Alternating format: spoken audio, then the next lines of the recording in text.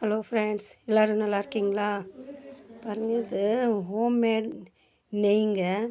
நாம் பால் வாங்குகிறோம், அந்த ஆடையை எடுத்து வச்சு ஃப்ரீஜரில் வச்சு நம்ம உருக்குனோம்னா நெய் வந்துடுங்க. பாருங்கள், அது மாதிரி நம்ம வீட்டிலே தயாரிச்சுக்கலாம்.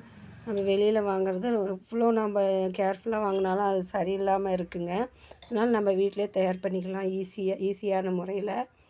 பாருங்கள், இது வந்து நம்ம ஆடை எடுத்து ஃப்ரிட்ஜில் ஒரு 15 நாள் வச்சுருந்தேங்க. நான் 1/2 லிட்ரு தான் பால் வாங்குகிறேன். அதில் இவ்வளோ கிடச்சிதுங்க. பாருங்கள், 15 நாள். அதை எடுத்து நம்ம மிக்சியில் 2 ஐஸ் கட்டி போட்டு நல்லா அடித்தேங்க. நான் ஊற்றி வச்சுருந்தேன் நான்.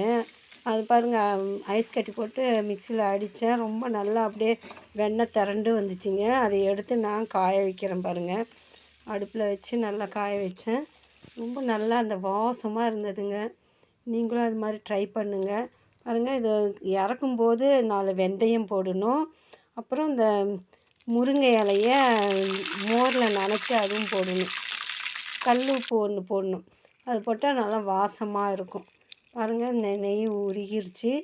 நல்லா நாம் வடிகட்டிக்கிட்டோம். வடிகட்டி கொஞ்ச நேரம், ஒரு நாள் ஃபுல்லாக வச்சுருந்தா நல்லா அப்படியே கட்டியாட்டம் ஆயிடுதுங்க. மணலாக நல்லா நெய் ரொம்ப நல்லா வாசமாக இருக்குது. நம்ம ப்ரிப்பேர் பண்ணுறதுனால ரொம்ப